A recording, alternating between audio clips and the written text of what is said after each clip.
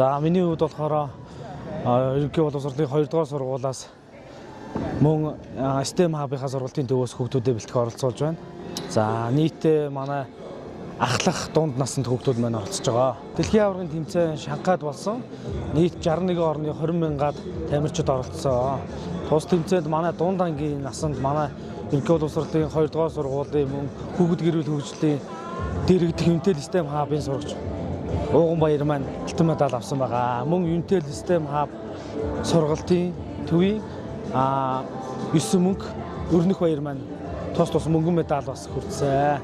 За мөн Улаанбаатар хотод болсон олон улсын дрон коучлын тэмцээнд манай 12 дугаар ангийн сурагч төгөлдөр маань мөнгөн медаль хүртсэн байгаа. Ингээд бидэд бол дэлхийгээс бол дэлхийн болон олон улсын тэмцээнээс нийтдээ 4 медаль авсан байгаа. 3 мөнгө 1 алт авсан байгаа.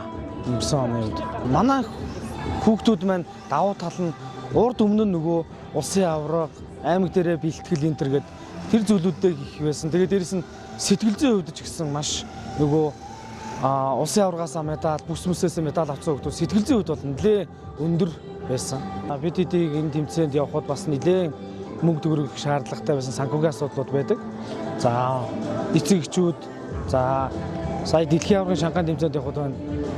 9 булаг сумын зол жаргал даргатай хамт олон маань бидэд бас зардлын урамшуулал олгосон байгаа. Энэ спортоор хичээлсний давуу тал гэдэг нь хүүхдүүд технологитой харьцаж сурна.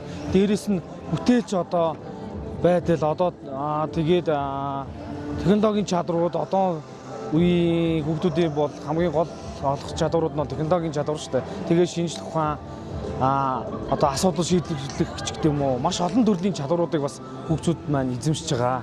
Цагаа бас үр дүнтэй зөв боловсон өнгөрөөж утаснаас одоо орчин үеийн хүүхдүүд нөгөө утасанд аягүй их тийм дэлгэцний хамааралтай. Тэгээ энээс ангижруулахын тулд бас энэ маш үр дүнтэй. Тэгээд уралдаан тэмцээн өндөр учраас хүүхдүүд маань бол давуу талууд зөндөө байдаг.